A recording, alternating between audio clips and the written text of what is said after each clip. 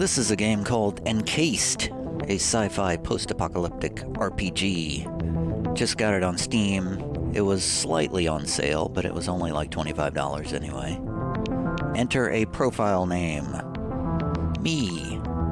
Allow crash reports. No. So I am sort of led to believe from the descriptions that this game is somewhat similar to a Fallout, original Fallout, or Wasteland, perhaps,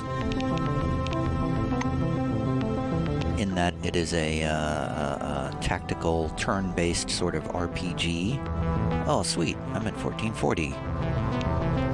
Whenever I record through my Elgato, which is on a second PC, I mirror my first screen to the Elgato, and it usually locks me at 1920 by 1080 for most of my games. So it's always a surprise when something actually makes it to 1440. Okay. I feel like I'm just going to click on New Game and see what happens. Story. This looks like difficulty setting. We got story mode, journey mode, classic mode, and tactics mode. Story is the most simple and relaxing mode for those who do not like complexity and play for the sake of the plot. Journey is medium difficulty for those who want to focus on exploring the game world. Classic is hard mode for those who have been playing RPGs for a long time and love challenges. Tactics is very challenging for those who want to test their skills in numerous turn-based battles. And let's go with classic mode. Sometimes I love challenges. I love challenges when the challenge is fair. I don't love challenges when the challenges are unfair. Hard mode for those who have been playing RPGs for a long time. Features: at death's door, status does not have a countdown. Enemies deal 30% less damage. Your group have 25% more health. Huh, okay. This sounds... The hard mode has gives you more health and enemies do less damage. That's interesting. That's really interesting. Let's look at the tactics mode. Must be brutal. Game balance is designed for playing with a full-fledged team. No hidden bonuses. What happens if we go... What is story mode? That must be like... Yeah, enemies deal 50% less. Okay, yeah. Alright, let's start a classic game. 1971. We woke up in a different world, where the Cold War ended along with the Vietnam carnage. All because of the Dome. The Dome. A territory full of anomalous artifacts, phenomena, and organisms. We still don't know what it is. An alien city? Some kind of a testing ground or storage? Whatever it is, no living thing trapped under the Dome can escape it. Yet even this did not stop the research. The major powers created the Cronus Mega Corporation to develop and explore the Dome. Its secrets became a lucrative business. The Spires station was built on top of the Dome to export the artifacts and import supplies and personnel. The city of Crystal Sands grew at the foot of the Dome, eventually becoming a major transportation hub. All this required thousands of employees, and there was no shortage of candidates. Romantics, pragmatists, and adventurers of all trades swarmed recruiting centers around the globe, seeking jobs at Cronus. You were one of those people. In 1976, your application was approved, and you went under the Dome towards the future. Whether a good one or a bad one, only time will tell.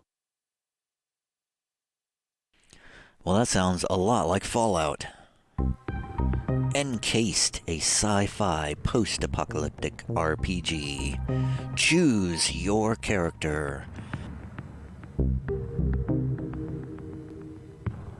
Looks like we have some pre-built characters. Sigrun Edie, Martin Smith, Frank Foley, whoops, I clicked one too many times, Abel Gayula, Isaac Crowley, Nadezhda Kalagina, Margaret Fontaine, Boris. Okay, wow, okay.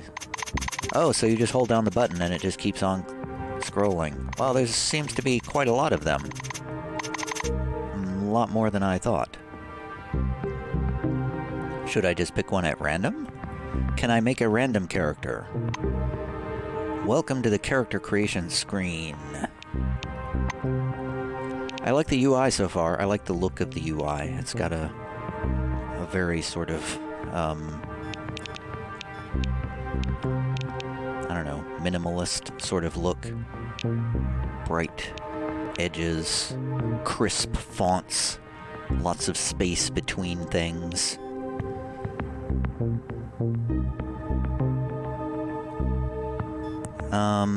Is there a randomize button? I do not see a randomize button, so I think I'm going to go back. I'm going to hold down the left mouse button for a certain amount of time, and whichever one it stops on, that will be my character. 3, 2, 1, Olivia Diaz. Olivia has a pleasant voice, speaks competently, possesses a charming smile, and the ability to be pretty damn convincing. All of this is so much in demand in the Silver Wing that the Cronus HR department turned a blind eye to both her violent nature and dubious past. She's got 8 muscle, 1 perception, not very perceptive, 8 guts, 10 charisma, 7 brains, 10 deafness, 1 fortune, and 1 psyche. So no psionic skills, I guess. And no luck. She has no luck whatsoever. Alright, that's my character.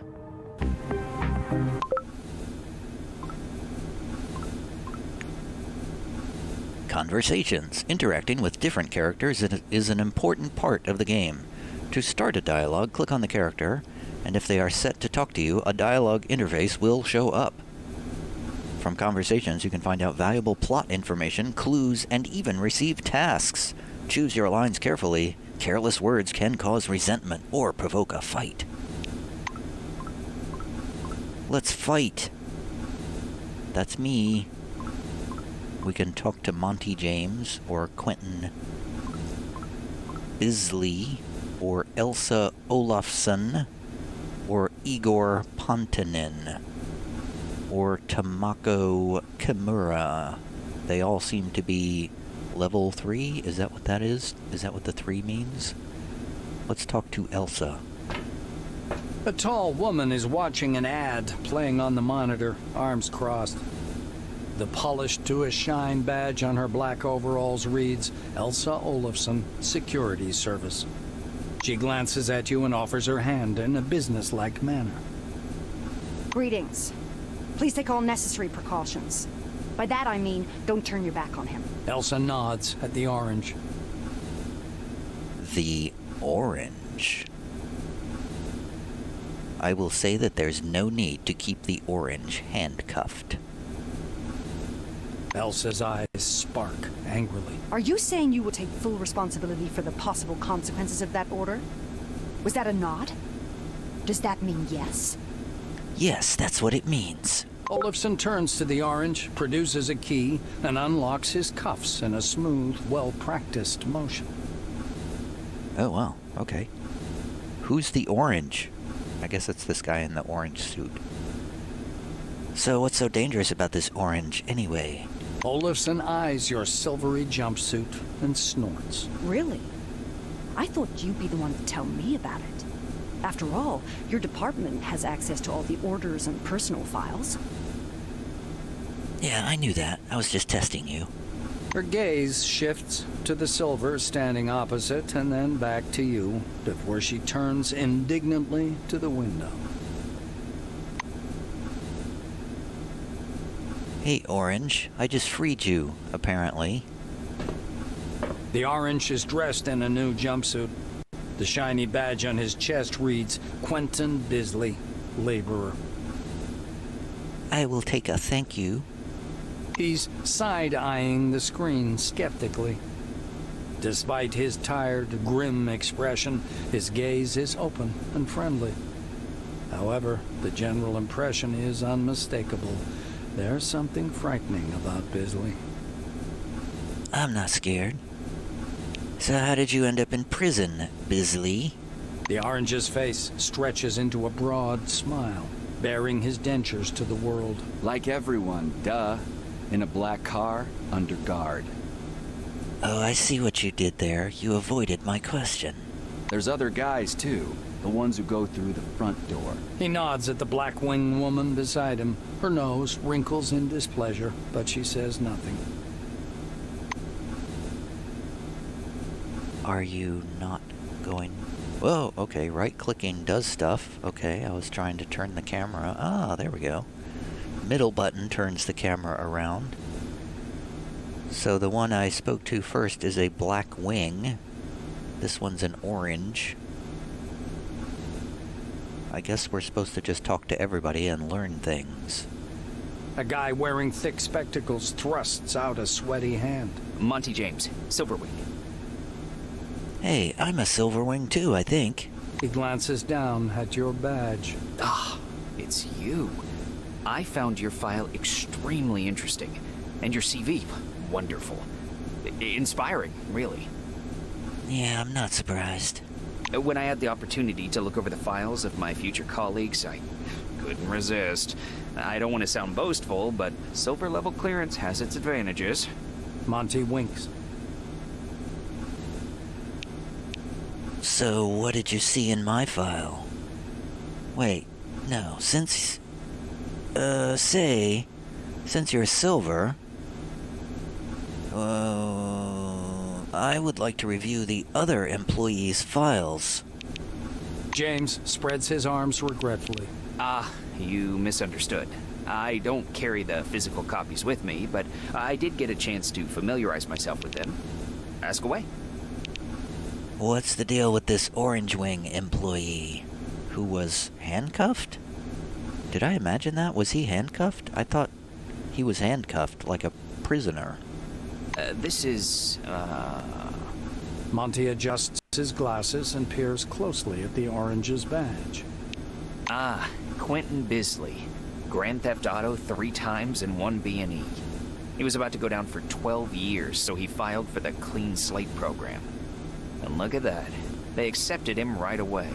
The Silver shakes his head in disapproval and perplexity. Alright, what about the White Wing employee? Monty presses his plump hands to his chest, as if in prayer. Tamako Kimura from Osaka, a physiologist. She's young, but already has a PhD. James moves so close, his lips are all but brushing your ear. Just between you, me, and that lamppost, Kimura has an older sister, Ayaki. She's currently in jail, and Tamako herself spent 2 years in prison, but that is strictly classified. Jail. Jail is highlighted. Handymen, cleaners, test subjects. Cronus provides a second chance for these former prisoners, often quite literally. So that's what the Orange Wing is? Former prisoners? Alright, what about this Blue Wing fellow over here with the mustache? The Silver smiles and pats the Blue on the shoulder. As the man turns to him, Monty raises his fist in some kind of a weird salute. Gagarin, Sputnik, Cosmos, Mir, Druzhba, Krasin, SSSR. He says in Russian. The Blue's mustache twitches and his face wrinkles with a beaming smile. Comrade Patanin is from the Soviet Union. He's a highly qualified construction engineer, took part in planning the Spire. He's no spy, supposedly. Monty explains, turning to you. Well, what about this Blackwing employee? Elsa Olofsson, police captain, City of Stockholm. Former captain, to be precise. Dismissed from service because of a conflicting article. Yeah, conflicting. Let's call it that. The Silver says in hushed tones. The Black gives him an unpleasant look, but says nothing. So what about you, Monty? Sorry, classified. Monty laughs. No, but really. He's plainly flattered by your question. Harvard. Then I worked in the economics department at Supercolor. They produced a special television model for commuter buses. Did you know that? That was my research.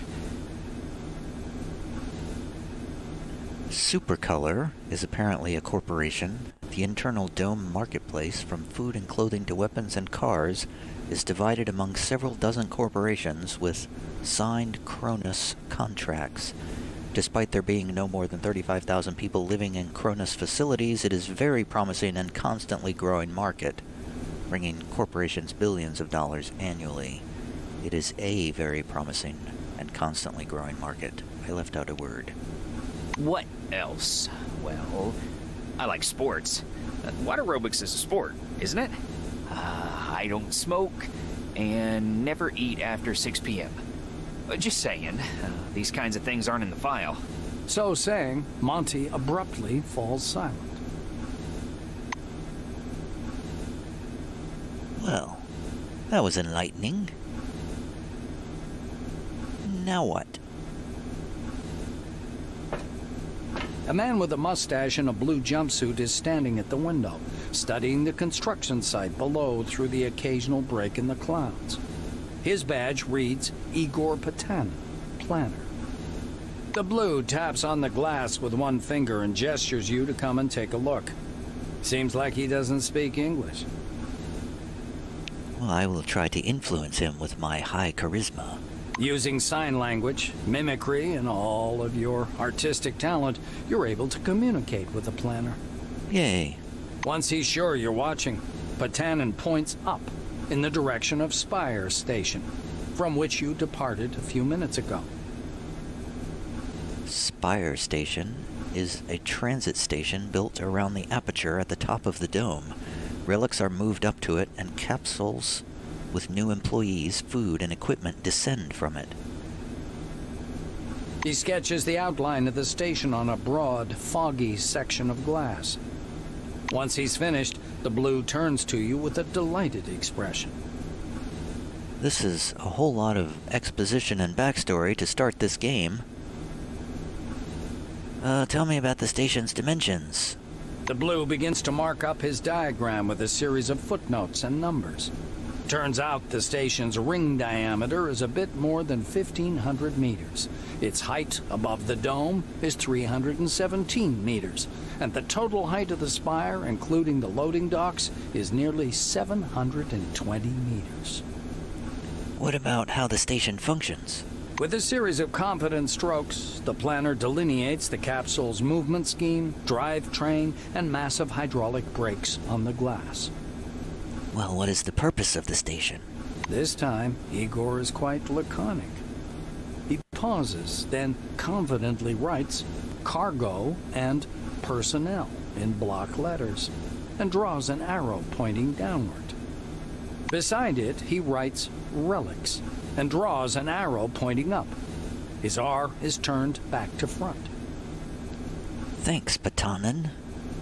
The engineer stops you with a gesture, and after rummaging through his pockets, offers you a small candy.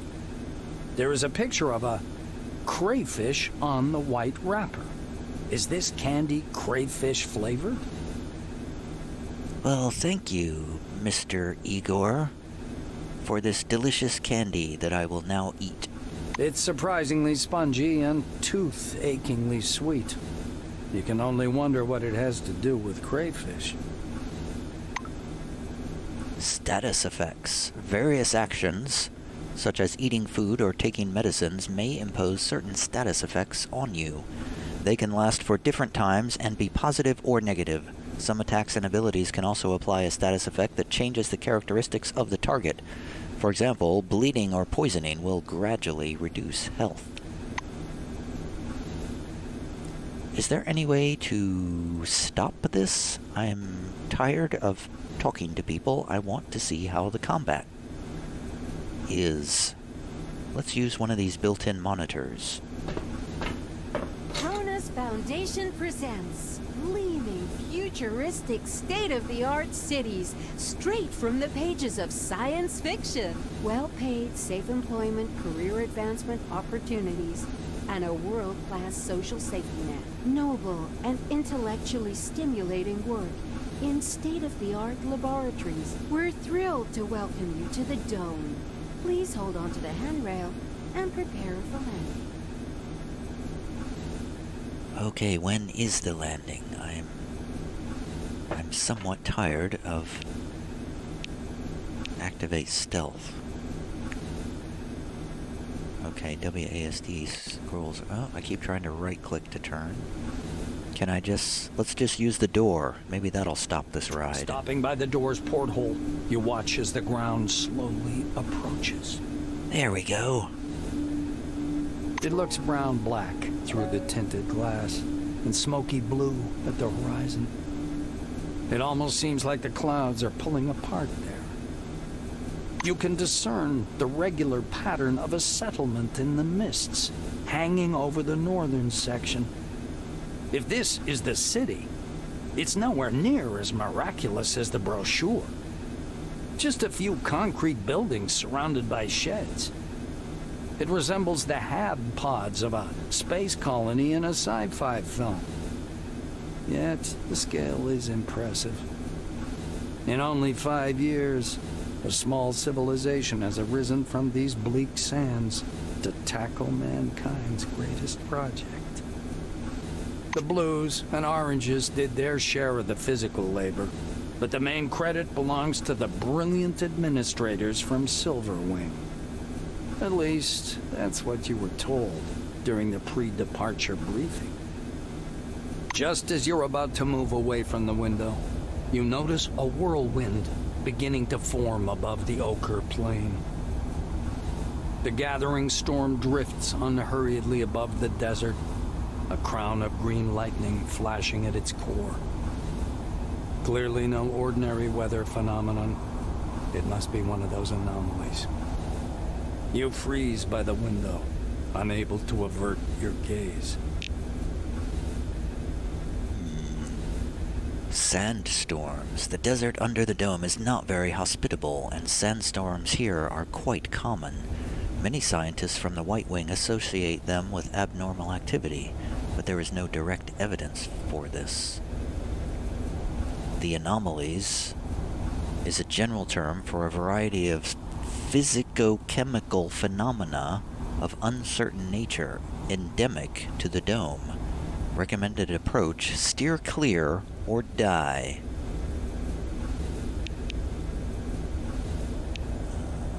I'm gonna stay at the window and watch the whirlwind till the landing. The outlines of the landing site, blurred by clouds of dust, appear behind the greenish glass of the porthole. The capsule shudders as the braking devices engage.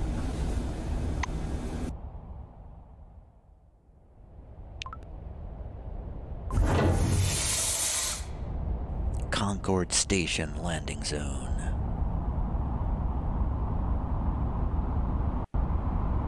Am I all alone suddenly?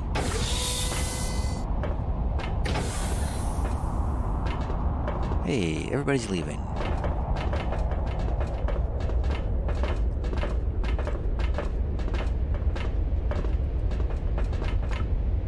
Camera control. Okay, yeah. So... Oh, hey. Somebody here welcoming us.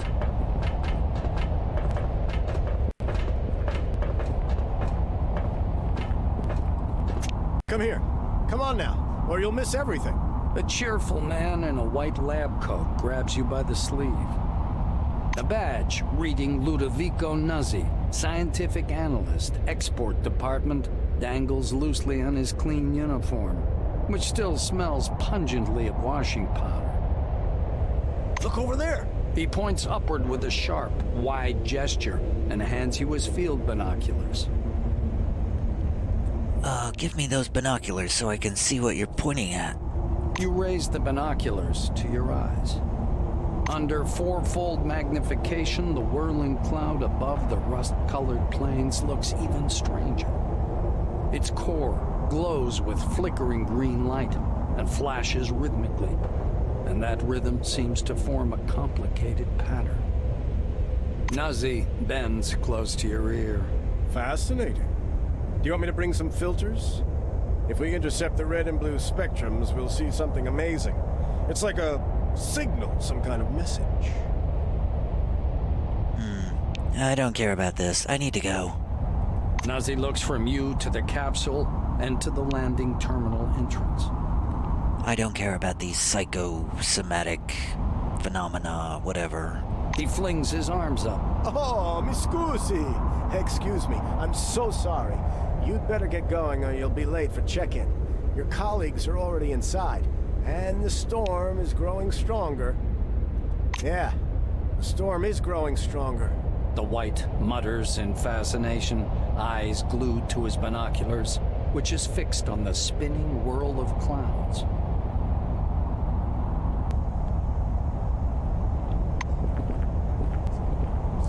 Whoa, let's head indoors. That storm is too close for my liking. Says somebody. It is rather jostly out here. Gate 2. I guess we're going into Gate 2.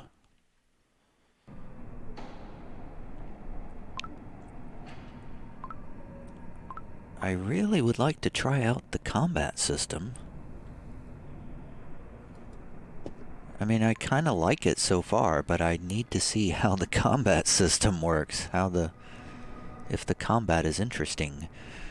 Throughout the game, you will perform various tasks, some of which lead you through the story, as well as others that reveal different aspects of life under the dome.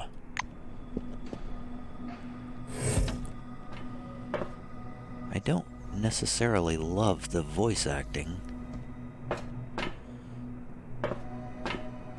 Do I want to talk to any of these people? How do I get into combat? Can I just pull out a gun and start shooting at people? Can I do that? I feel like that would be a bad idea.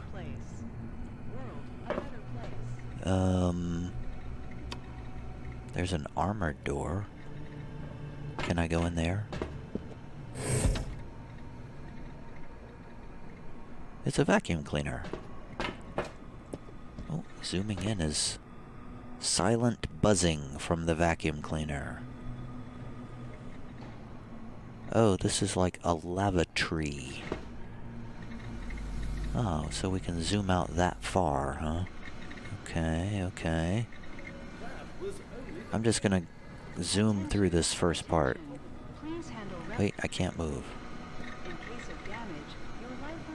Cronus Corporation reminds you, please use a public terminal to access your account. Thank you. Oh boy, it's definitely using some default audio processing. Your Selectron has not been properly authorized. Please visit the reception desk to register. Yeah, it's doing that thing where the sounds come from the object on the screen, so if you move the camera away from it, the sound fades out, which is really irritating. I really hate that, especially with dialogue. Is this the reception desk? Give suicidal orders. The tall receptionist watches you from behind his desk with a bored, haughty look. He waves impatiently at you to approach. This guy sounds vaguely like a Martin Sheen impersonator. Noticing your silvery uniform, he offers up his best artificial smile. Welcome. My name's Dean Rayhead. It's my job to help our new employees settle in. Please wait a moment or two while I register you. The administrator slaps himself on the forehead. Ah, I almost forgot the regulation pre-registration greeting. Just a second. Rayhet produces a reel-to-reel tape recorder from beneath the desk, rewinds the tape to the beginning, and presses play. The speakers explode with a harsh, crackling sound, over which the tick-tick of a metronome slowly grows louder. Solemn music begins to play, and the administrator's face takes on a serious expression. Dear employee, on behalf of the Cronus Foundation, I, Administrator Dean Rayhet, welcome you to your new life under the dome. The administrator clears his throat and continues. By joining our company, you choose the path of science and progress. You are among mankind's best, and we ask that you live up to this. Dean squints down at the monitor. Deserve this title. Do your job honestly. Obey the law. Respect your colleagues and... The music fades, and the administrator finishes his speech. And together we will build the best possible future for all mankind. Dean puts the tape recorder away. Now that we're done with the official greeting, I'll register you and upgrade your Selectron. Okay? What should I do after registration? The administrator smiles reassuringly. Don't worry, my friend. As soon as we wrap up the registration process, I'll tell you what to do next.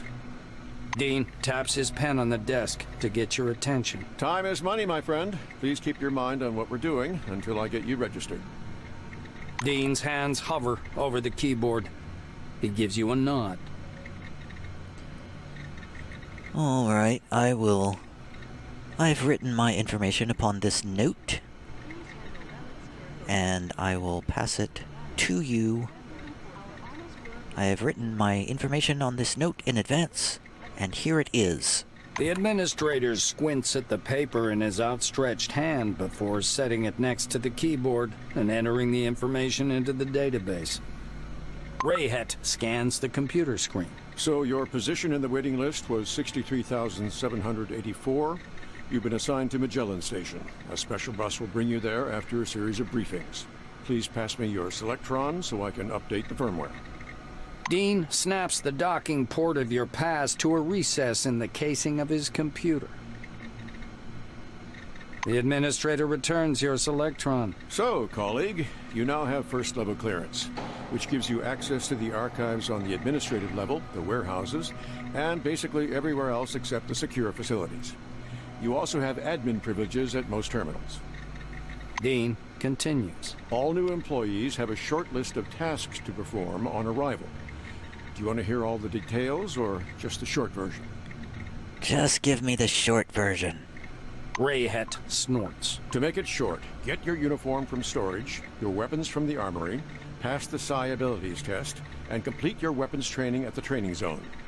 Then learn how to use the scanner, avoid anomalies, and properly catalog anything you observe. Last, go to the waiting room and wait for the bus to Magellan. Dean sits back in his armchair. That's it. I hope there aren't any questions. Ugh. Sounds like a lot. Rayhet claps his hands in satisfaction. Great.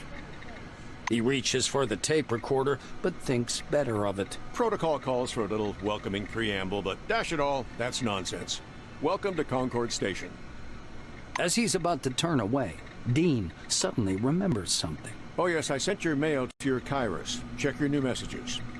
Well, that's all, I think. Kairos Mail. Messages sent to you by various game characters are stored in the messages section of your Kairos. Messages from some employees' computers also end up there. Okay. So I would like to find the options menu, sound, and I would very much like to turn down sound effects and GUI volume way down, and turn down music and ambient volume so that perhaps some of the voiceover can actually be audible. I should turn master volume up, but I'm going to fix that in post-processing, and I don't want to change it in the middle of the video. Okay, now what? It sounds like I'm extremely put off by the number of tutorials that I have to go through before I can get into a game. Where's my... Do I have a journal? J for journal? No, J is crafting of some sort, apparently. I'm just noticing all my hotbars down here. Fist punch, headbutt, kick, low kick, and karate chop. Wow, am I a martial arts specialist? We can do scanning, bolt throwing, digging, forcing, pickpocketing, or lockpicking. Okay. L is for quests. Okay. Tracked quests. My stories. Newcomer to Concord. Okay, what do we do next? Step 1, contact storekeeper Sydney. Okay, let's go to this guy. Oh, that's not cool. You have to move to them, then you can click on them to talk to them. You can't... Behind the storage counter, you see a small, neat guy. His gingery hair shines with something like brilliantine. His badge says, Sydney Maynard, storekeeper. You can't click on the character from far away, and you will walk up to him and then talk to him. You have to walk to them first, then click on the character to talk to them. That's kind of annoying. Oh, what a lovely angel! Came down from the heavens. Good morning, my lady. Is it something urgent? By the way, my name's Sydney. My friends call me Sid, though I prefer a different name. Want me to whisper it to you? He smiles languidly, leaning on his elbows against the counter. The effect is more laugh-inducing than playful. Another word for laugh-inducing might be comical. Never taking his gaze off you, he reaches under the counter, loses his balance, and clips his chin on the desktop as he falls down. A full minute later, he reappears, grimly rubbing his jaw with a thick logbook. He thumbs through it for a long period, squinting nearsightedly. Eventually, he gives up the struggle and reluctantly puts on his glasses.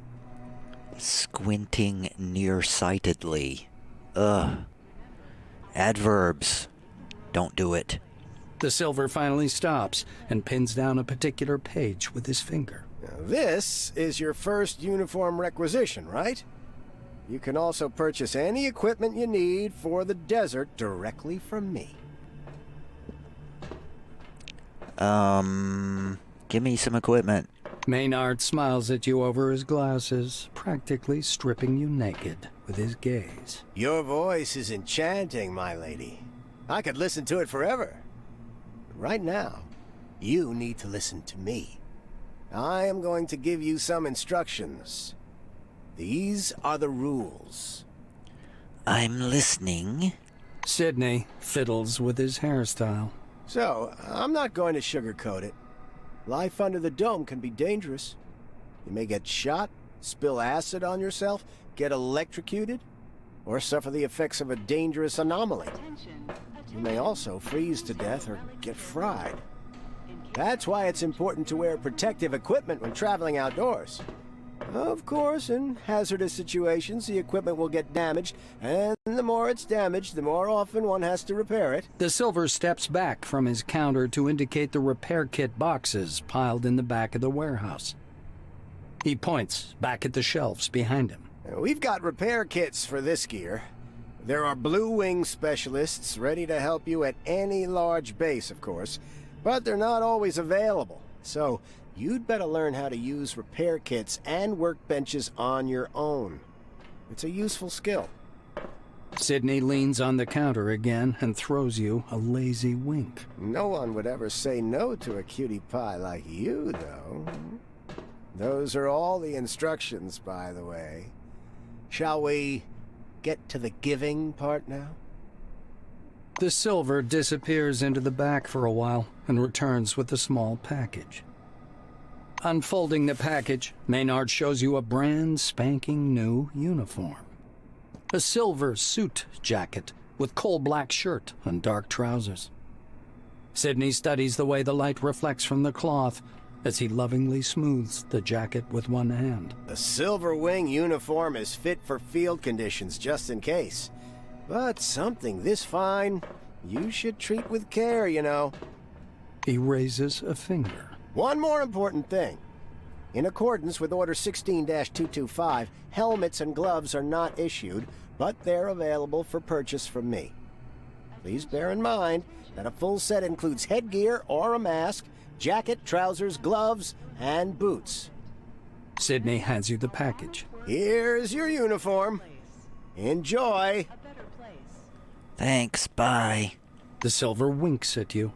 It's quite awkward. I'm happy to chat about something other than work. I hope you don't mind a little conversation. No. Goodbye. Gives generous promises, he says. Okay, now what? Step 2.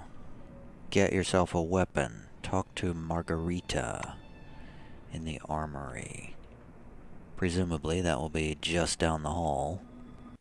Is this an armory? Attention, attention. Please handle relics carefully. In case of damage, That's a lobby. Where's the armory? Is this an armory? It's locked, whatever it is. Instead of 2, look.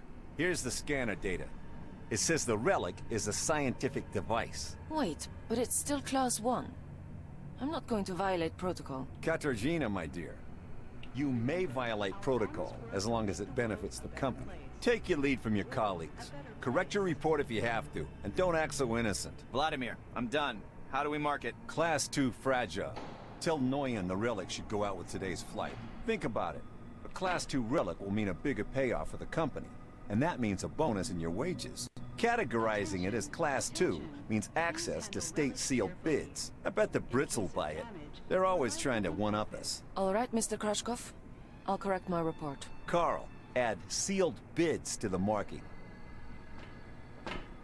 Is that conversation ever going to end? I'm gonna go into stealth mode. Ah, I will steal things. Oh, that's the armory, I guess. Oh, it's got a number 2 right there on it. And there's a 1 and there's a 2. I guess I don't need to sneak up to the armory. Hello. The smell of good tobacco wafts off this tall, portly woman from a meter away. A black lacquered pipe, an open logbook full of signatures, and a metal flip calendar sit on the counter in front of her. A small nameplate reads, Margarita Tkachenko. This is getting tedious. It's been 43 minutes, and I have not seen any turn-based combat yet. The woman fixes her coppery hair with one hand and casually lights her pipe. To what do I owe the pleasure? Her voice is deep and gravelly. I'm here for my personal weapon. Margarita thumbs back a couple of pages in her logbook. I see. This was your first receipt. She glances at her Kairos, looks at you, snorts, and retreats to the shelves. The black returns a couple of minutes later with a big baton. Here you go. This thing's indispensable in close combat. She swipes the baton through the air, then rolls it between her hands with clear satisfaction. Like it? Enjoy. Thanks. Margarita lets out a big puff of smoke and shakes her head. Shift it to the side, silly Billy, or you'll trip over it. Thanks for the tip. Bye. The armorer shrugs, puffing indifferently on her pipe. It's the least I could do. We have a requisition list from the Silvers. For free, you receive only rubbish. If you want the real deal, check out the weaponry shop. Or me. Margarita points at the baton in your hands. As you can see, it requires no ammo. That's a plus. There's so much bureaucracy around here, it's easier to find or barter for ammo, or even craft it on your own. Leaning over the counter, the black points somewhere off to one side. Now it's time for your training. Fatherby is already waiting for you by the big gate. He's a bit dotty, but a good man nonetheless. How many times do I have to say bye before I can leave? But before the training zone, go see that wizard guy with his toothpicks. Be careful around him, though. Don't let him pitch you a line. Psychic my ass. She winces in disgust. Okay, bye. I'm pretty sure I am not psychic. Said something about function keys just there, but I'm starting to not care about the tutorials. Well, you've got quite an aura. A lean silver with thick black hair and a huge cigar clamped in his teeth is sitting in front of you. The, some of this dialogue could sound very strange if it's taken out of context. Particularly the part where they keep saying, the black. That's, feel like that really needs to be kept in context. As you approach, he flashes a sly grin and slowly raises an outstretched hand above the table. Something really weird happens. All the paper clips, pencils, scattered toothpicks, and bits of trash float up from the table and hang in the air. The silver badge reading Andre Mihai Science Instructor floats up as well. Wait, I didn't know I had psionic skills. Apparently I have skills as well. You thrust your hand forward, and your outspread fingers emit barely visible sparks of energy. Pencils, paper clips, toothpicks, and pistachio shells dance chaotically in the air. The silver sticks out his lower lip as if to say, not bad, and gives you a thumbs up. The objects clatter back onto the table. Here for the briefing, huh? Shall we get to it? He takes the cigar out of his mouth and exhales a lush cloud of smoke. I have business to attend to. Am I done? Can I skip ahead? Can I just skip that?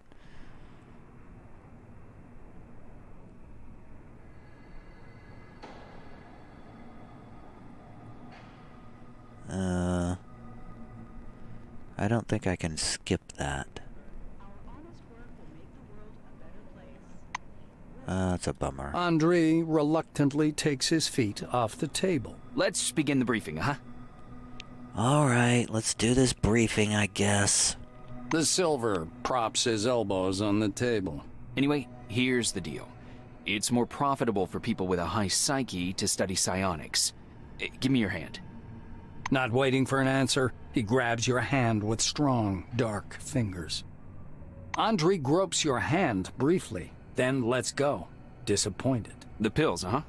The anti-migraine, sleeping pills, neuroleptics, downers. What do you mean you don't take them? Well, off you go then. That means no talent, huh? Why waste time? No wasting time now. But alas, regulations demand it, so I'll give you a glove too. Regulations, huh? The silver takes a thin glove covered in talc from his desk and passes it to you. Look, a glove, right? But it isn't just a glove. This is an ooh mama hold me tight glove. It takes energy from your noggin, your psyche, and pew, concentrates it. He counts off on his fingers. Learn psionics. Put on the glove. Transform energy into the necessary shape. That's the whole briefing. Simple? Simple. Now to your questions, huh? Do I have to ask any questions? I don't think I want to ask any questions. I just want to leave. Is it done now? Yes! I got a glove. I'm out of here. Oops. WASD, not ESDF. Where's number 4? There's number 4 way down there. Why can't I click down here? I have to go to the door first, I guess. Moving between locations. The game world is vast and divided into many separate locations, some of which may be temporarily inaccessible Transitions between locations usually look like doors sealing off a darkened area, hatches, or specially marked areas. If the way is free, click on them and the character will open the portal and move Don't through. complain to the Silvers about that idiot. As you reach to open the sliding door, an engineer in a bright blue jacket stops you. Hold on there, Chief. It's out of order. See? What? Let me through. You're a newcomer, right? It's a straight-up open house here today. He offers you his hand. According to his badge, this is Maxim Penkovsky, technician. The technician slaps the door with one hand. You have to wait until I'm done. Some orange jammed up the lock with chewing gum just for a laugh. They're like animals, those oranges, marking their territory. If you ask me, they're too gracious about those bastards in Crystal Sands. Is there another route to the boarding area? I really want to do something in this game. Penkovsky chuckles. Looks like you don't get it. Tons of relics pass through Concord. The base is laid out to make everyone walk a single route, with the top level as separate as possible from the bottom. You get the memo? He turns back to the lock. So in the meantime, take a load off. Have a coffee. Loosen up. Watch the storm through the window. You'll be seeing a lot of those out here. Maxime extracts a thin, sharp, precision probe from behind his ear and dangles it in front of you. Though there's another way. You want to learn something about picking locks? It's a useful skill in all sorts of situations. He looks at you expectantly. Yeah, that sounds like it would be very useful. The blue's getting excited. All right, looky here. Penkovsky presses his pick lock, and an odd device resembling a hybrid of a screwdriver and a can opener into your hand. Using a mechanical pick lock is easy peasy, no special skill required. They wear out after a few locks, while the old-fashioned kind is another thing entirely. Cheap, one use, but one has to know how to use it right. That's a tool for a master. Maxime takes out another pick lock and crouches by the door. He gives you a quick lesson on how to pick a lock. By the way, you can carry your tools in your belt. It's much handier to have them right there. Penkovsky shows you his utility belt, where he keeps all kinds of tools and gadgets. Actually, finding tools under the dome is no problem at all. There are even devices for hacking terminals and so on. Maxime hoists up his belt.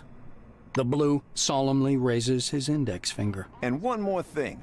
Always use brand name stuff if you can. Groovy produces good kits. Modus and Supercolor do too. They've all got fat contracts with Cronus, so they care about quality. He looks at the door again. Damn these locks. Though I'd rather be doing this than fixing hab pods. Those are a real pain in the ass. Okay, good luck. Bye. Lock picking. Can I pick this lock? It's locked. Repeat, get a lockpick and attach it to your utility belt. And then, apply it to the door. Yes, apply is the proper word. Didn't you just give me one? Oh, you did just give me one. Attach it to my tool belt. Is that this? How do I do that? Double click? Right click? None of the above, apparently. Tools. Simple lockpick. How do we... Or an electric lockpick. How do I attach that? Oh, it's already there. Wait, is it? I think it's already there. Also, how do I attach this Judge Bat nightstick and glove? How do we do this? I just want to punch things. I don't want to use a nightstick. Nope, that's not how that works. I don't know how that works. How do I equip something? Oh, there we go. Got it. And the glove goes on the offhand. Got it. So now I use click that, and then lockpick? You're doing great. All right, off you go. I'll keep working on this lock because of that orange. Hey-ho. Oh man, I'm very bored with this game right now. Too many tutorials in the beginning. I don't need an hour of tutorials at the beginning of a game.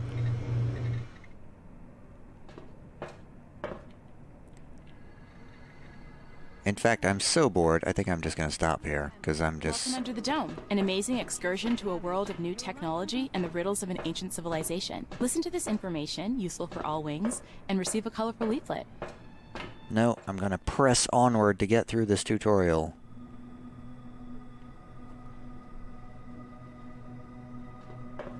I will force myself to play a game that is not fun. A middle-aged black is sitting behind the counter with his hands in his lap. The buttons and zippers on his uniform are polished to a shine, and even his badge, Winston Botherby, Instructor, has been buffed so much it hurts to look at it. Hey, weren't you on the elevator? Botherby frowns as you approach. Your first act is being late for the briefing. You going to be late for your funeral as well? I'm here for military training. The black looks you over. Yes, I see the weapon received check mark. Looks like you are fully prepared to disappoint me. You are prepared, right, employee? I am prepared. Botherby leans over the counter and directs you to the doors. Behind this door is a combat simulation computer. Launch it and begin your course. He raises his index finger. The conditions in the training zone closely simulate those one would experience in the field. Your goal is to avoid getting lost and dying of dehydration. And try to aim the barrel away from yourself when shooting. Pulling a notepad from his pocket, the instructor jots down your name. Your goal is to hit 3 targets. I'm going to monitor you and advise as necessary. And try not to burst into tears. That's all. Go ahead. Bye.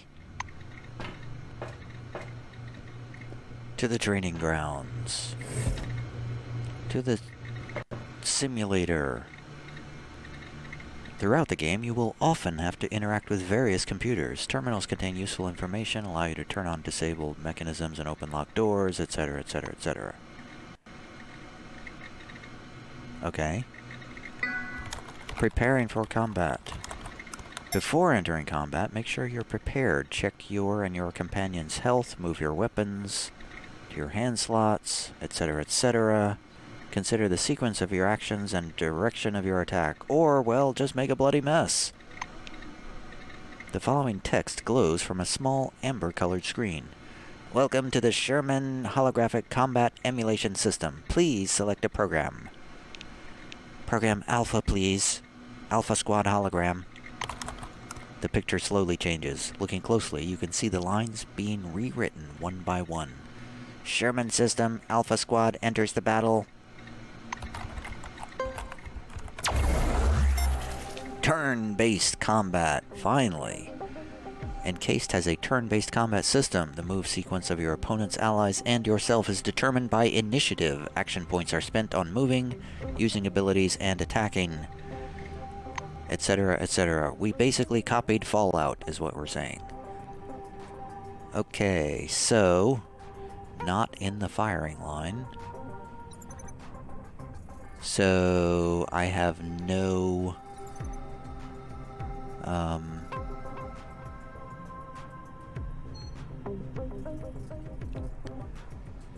I have no ranged weapons. That looks like a thunder electric mine. I should probably not run boldly into that. Do we have cover? Is cover a thing? I feel like I should stay here, because there's nothing else I can do.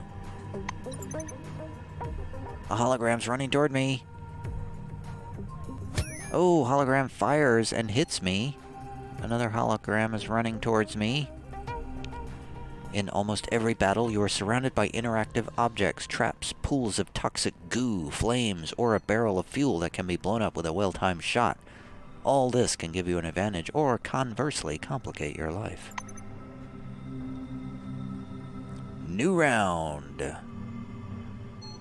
Well, I believe I will attack this guy with my blunt weapon.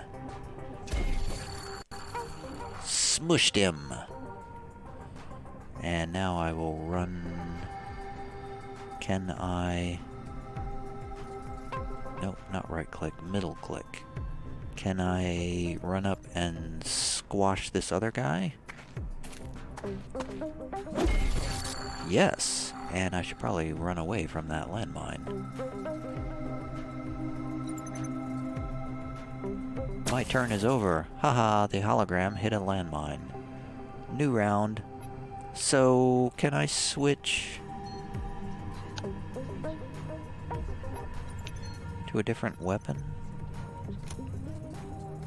How do I switch to unarmed? I want to do unarmed. I don't think I can do that now. Whatever. I'll get you next, hologram. Oh, they shot me. Oh, they shot me twice. Critical damage. You'll pay for that. I got him. Well, that wasn't terrible, but it also wasn't fantastic. It's not as good as Wasteland 2. It was lacking in sound effects, which is a big problem.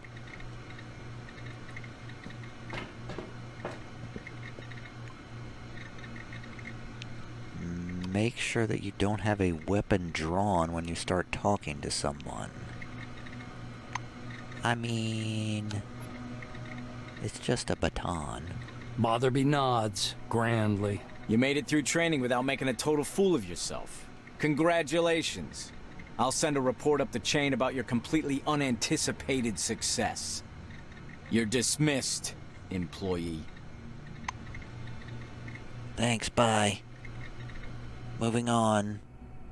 Where's number 5? Attention. Please handle relics carefully. Get me out of here. You see a tall scientist in a white lab coat, bathed in the dim lamplight. He almost appears to be hovering above the laboratory floor. The man turns at your footsteps. He's holding a paper clipboard and a pencil. His shimmering silver badge reads Sebastian Van Olden. He glances from you to the glittering watch on his wrist. I want us to respect one another's time. Please speak loudly, clearly, and to the point. You must be the newcomer I was told about. Nice to meet you. Finished with his unusual greeting, he offers you his thin hand. I don't have time for this. Please train me as quickly as possible. The amiability in Van Olden's eyes winks out like a light. He looks at you coldly, but calmly. My instructions will take as long as I deem necessary. I lecture, you listen. Am I clear? Yes, I am ready to listen. The scientist puts the clipboard aside, raises his watch for a closer look, and sets the timer.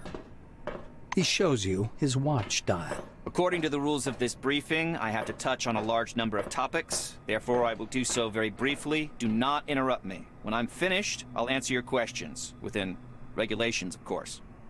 Sebastian produces his handheld and clicks some buttons. I checked your scanner. It's working and is connected to the Minerva database. Everything you scan will earn you Kronos or Forefathers knowledge points. The instructor watches you with displeasure. Are you listening? Scan everything that might be of scientific interest. First of all, anomalies. They could be dangerous. Make sure to always have medication with you. He places a canvas pouch in your hand. This pouch is full of bolts. You can temporarily discharge an anomaly by throwing a bolt into it. It's primitive, but reliable. Van Olden pushes a button on his stopwatch. So, my oral briefing fell within the allotted span of time. Any questions you want to ask me? I will definitely not be asking you all of these questions. I think I get the gist of it. I have no more questions, and I'm ready to proceed with practice. The scientist glances at his watch again. You're within the time limit for questions. The next step is training in the artificial ecozone. He rests one finger on the button in preparation to start the timer. You're going to go downstairs and scan relics. I will be monitoring your progress. Please note there are several radioactive anomalies in the ecozone. These are the same conditions you'll be working in the field. Radioactive zones and relics are quite common under the dome. He smoothly extracts a jar of yellow pills from his pocket. Here's your ARAD 3. And one more thing. Just a moment. Where are you going? He's leaving. Why are you leaving me?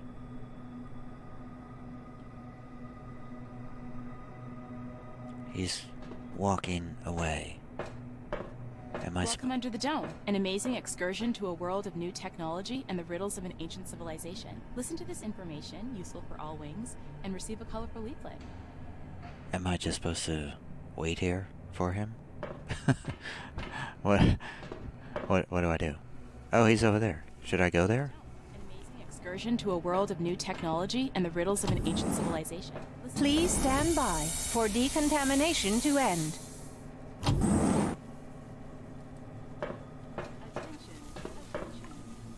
Scanning. You have the scanning ability. To perform a scanning, select the ability in the panel and then click on the object that you want to scan. So he was just waiting for me to come through the airlock, apparently. Scan. I will scan. What do I scan? I guess I will scan that thing over there. Be careful around the anomalies. Touch one of them and you'll be injured. The world under the dome is full of strange and hazardous phenomena called anomalies. Most of them can injure, kill, or irradiate you. To detect and temporarily deactivate the anomaly, use the bolt-throwing ability.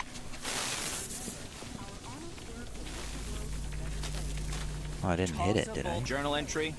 A successful scanning attempt. You're doing all right so far. Go ahead. I'll keep an eye on you and make sure you don't screw it up. So I'm going to throw a bolt at this anomaly. It didn't hit me anyway.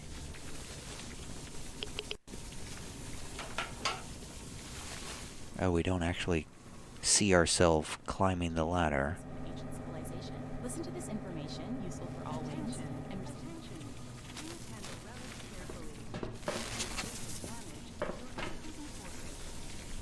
So we go down here. Throw a bolt out of firing line. Okay, right click. Huh. Interesting.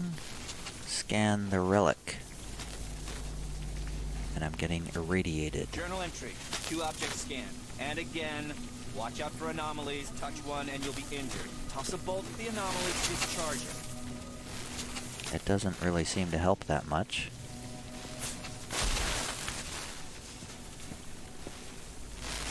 They come back quite quickly. Journal entry. All 3 objects have been successfully scanned. Come upstairs, employee. Okay. Sebastian meets you on the platform. Your finishing time is within the acceptable range. He clicks the stopwatch button, fixing the result time.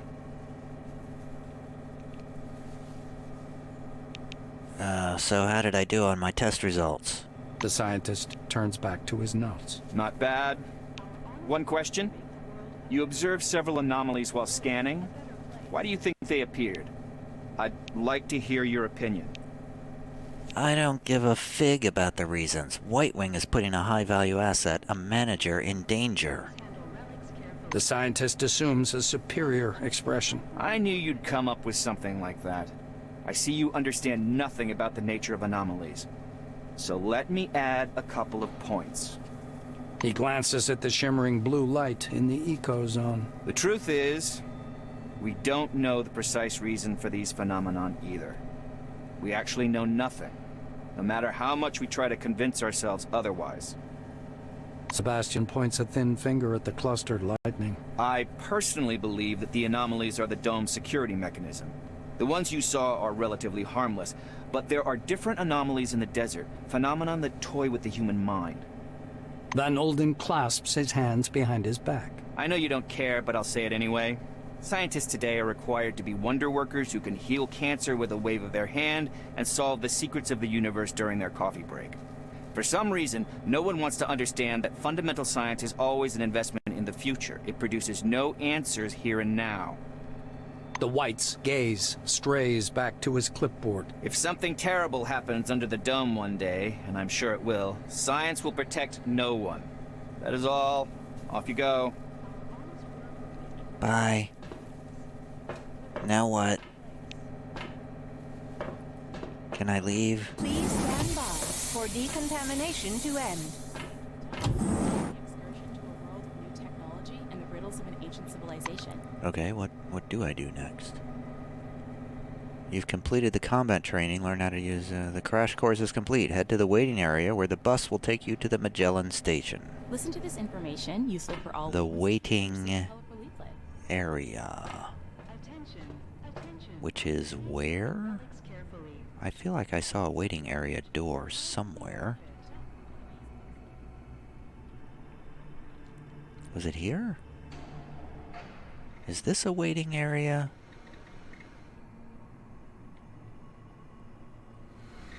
I'm looking for a bus. Does anything look like a bus around here? Where's the waiting area? Listen to this information, useful for all wings, and receive a call. I don't see any sixes on the ground. That's where we came from. Oh, that's a turret. Oh, man.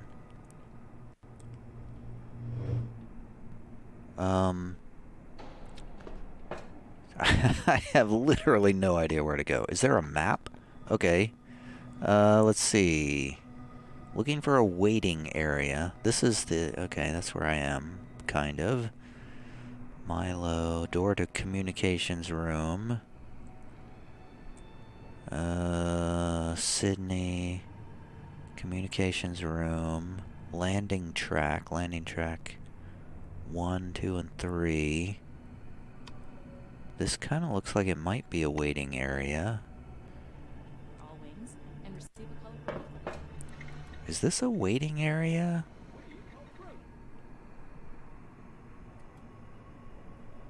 Cigarette withdrawal. I'm listening. You see a slim, cheekbony silver woman with a red warning lamp in her hands. On the lapel of her perfectly ironed suit is a badge that reads, Anna Leroy, Administrator. The girl waves her lamp in the air, trying to attract some attention. Valued employees, according to the Administrative Order of September 14th, 1976, the waiting area may be accessed through the regular staff corridor. Please be advised that this rule does not apply to newly arrived employees. She pauses and begins to cough. Shit, I should cut down on the smokes. Good day, new employee. The silver nods like she's depressed. She seems to have just noticed you. Can I go through the hall to the waiting room? Anna gives you a gentle poke on the chest with her warning lamp, forcing you to take a step back. Am I speaking gibberish or what? This rule does not apply to newbies. You need to go through the training, and... She begins to cough. I've already been through the training. See ya! I've been through the training. How do I get through here? Wait, do I go over here? Maybe this is where I go.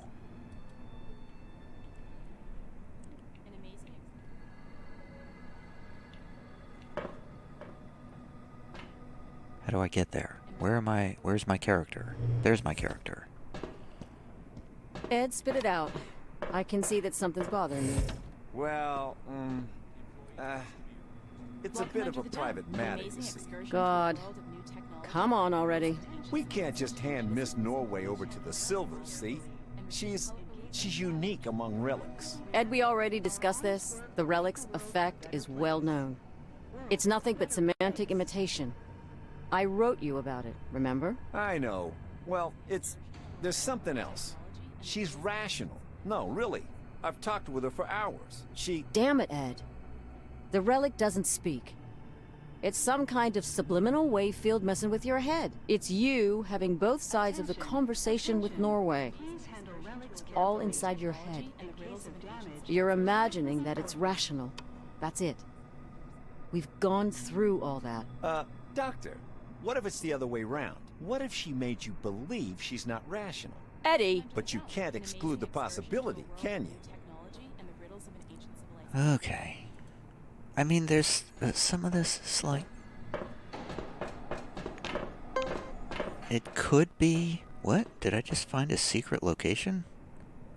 Is that what that just said? Secret discovered. How did I do that? It's a forgotten case with papers. Neat. Inactive spherical relic. I guess I'll take that. Ugh. Report on stolen relics. Okay, cool. Hey, can I not go down there? You press your selectron against the access point, which responds with a hostile buzz. Your selectron has been temporarily suspended, says a crackling loudspeaker.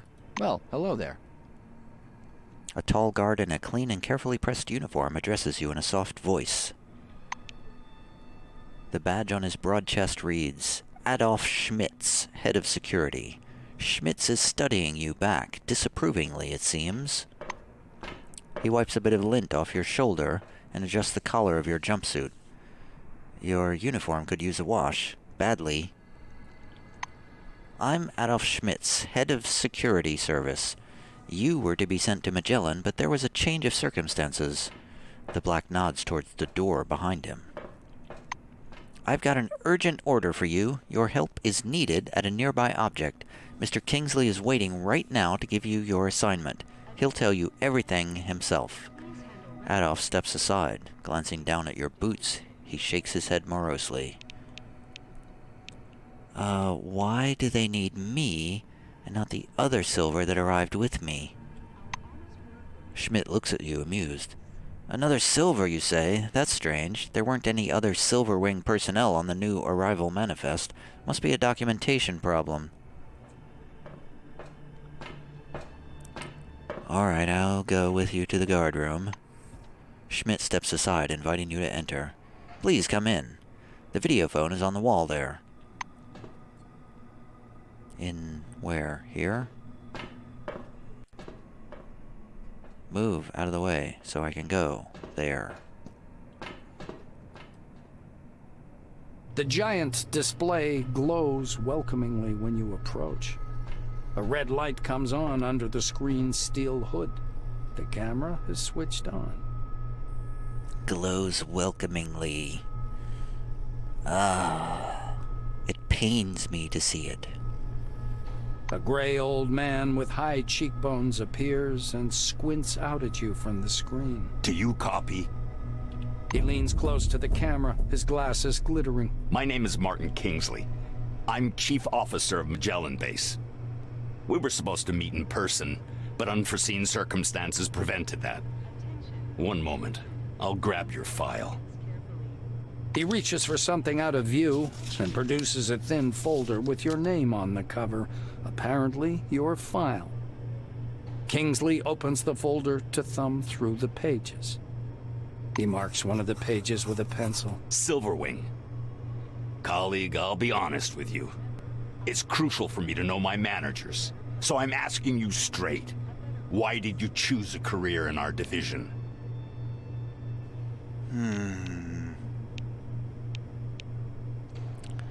I'm interested in auspicious projects and challenging tasks. The administrator jots down a word or two. All right. I put that down. He sounds as formal as you. Kingsley closes the file and folds his hands in front of him. Thank you for your reply. I learned a little more about you. Now I want you to learn a little bit more about us. Keep in mind, this is not a rehearsed speech. He assumes a serious expression. When the dome was discovered in 1971, it became a scientific and media sensation, a worldwide phenomenon, and likely the most significant discovery in the history of mankind. Kingsley drums his fingers on the unseen desk, his gaze focused somewhere beyond. I see. You were enticed here by radio advertising, telefilms, and all those interviews, billboards at every turn. Cronus wants the world to see the dome as a stage where something merry and fascinating is going on. But now that you're actually here, I want you to see the real picture. You can't make out his eyes behind the glare on his spectacles, but he seems to be staring directly at you. Here's the truth. Nobody was waiting for us inside the dome. It's neither a treasury of technologies nor a cemetery of the ancients. Perhaps what we're doing now is defusing the world's most complicated bomb. Will our mission thrive? I believe so. If we work together and everybody does their part. He looks back at your file. I say, do what must be done. Because that's what the concept of the 5 wings is all about. Kingsley points at the camera. You're from Silverwing. Special requirements are imposed upon you.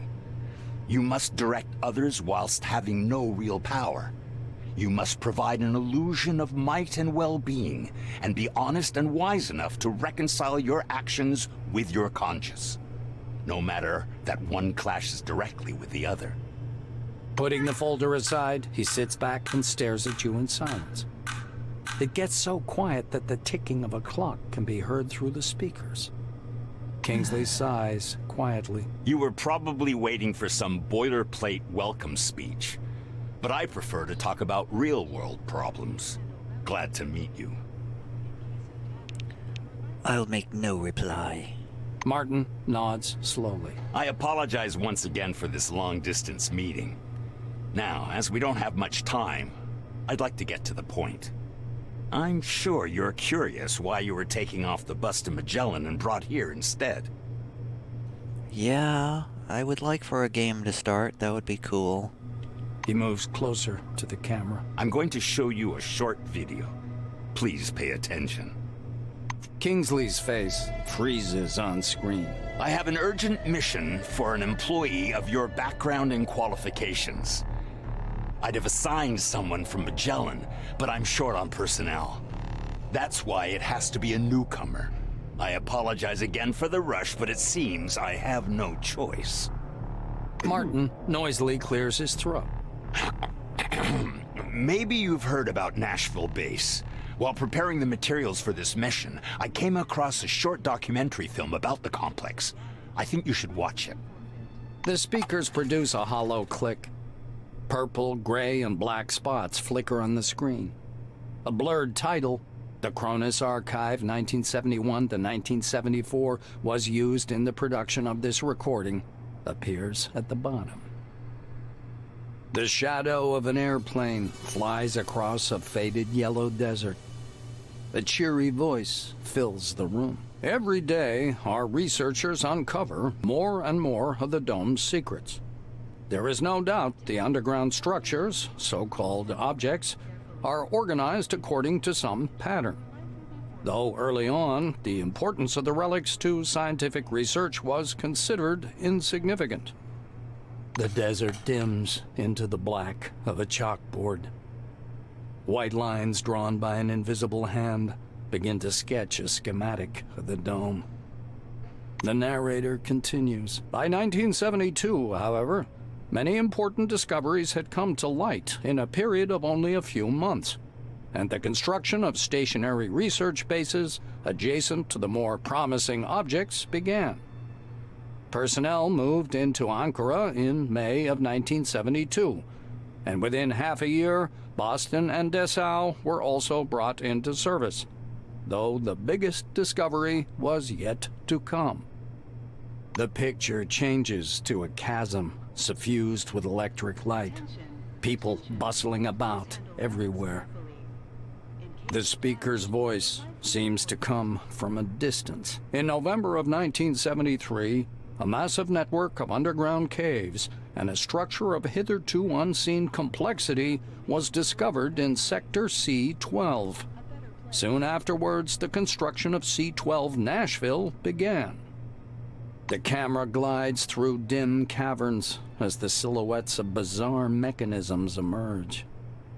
Metal structures loom up from the dark, surrounded by earth-moving machines and exhausted miners wearing orange jumpsuits.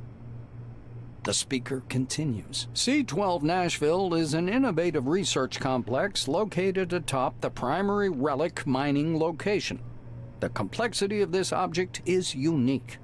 Communications. The film abruptly cuts out, and Kingsley's face reappears. The rest of this information is classified. Hopefully you get the main idea. Nashville is a very special place, requiring people with both special qualifications and special clearance level, though yours will do for your task. Alright, what is my task? Martin adjusts his glasses. So, the task. Nashville base stopped transmitting and receiving signals yesterday evening.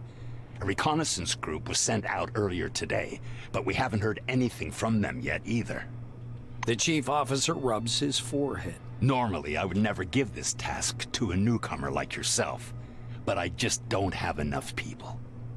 He looks down at the documents again. Furthermore, the group was lacking someone with your specialization. I thought the mission would be quite straightforward and didn't send any administrative personnel. Now I suspect the Nashville situation may be much more complicated.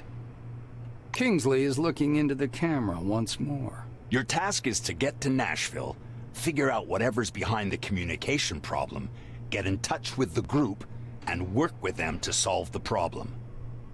The chief officer carefully returns the documents to the folder. You notice his hands tremble slightly. Go downstairs. The truck must be waiting for you in storage.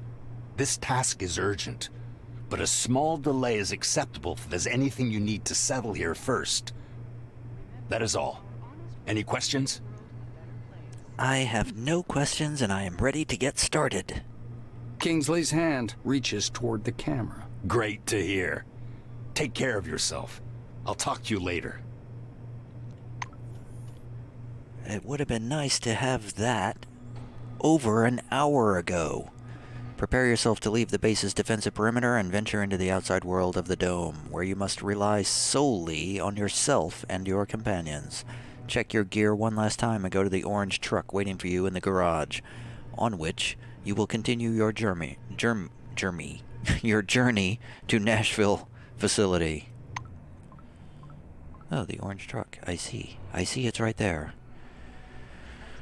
Well, we got through the tutorial. Finally, we got the inciting incident for this game 1 hour and 27 minutes after starting the game. That seems like a little bit too long to me. I see a bunch of problems and sort of red flags in this game. The turn-based combat wasn't great. The sound effects weren't great during the combat. The voice acting's not great. There's just... It just feels like a Kickstarter game. It just really... It's a good Kickstarter game, but it's not as good as Wasteland 2. Or 3, I imagine. I have 3, but I haven't played 3 yet. But it's a good try. I would have liked it a lot better if the game had started at the beginning and not an hour and a half later.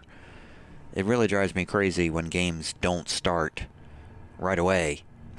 I don't really like an hour plus of tutorial at the beginning of games anymore. I've played so many games now, I really don't need a tutorial at the beginning. There looked like there might have been a way to skip it, but it was not obvious to me how to do that. Anyway, I'm going to stop here.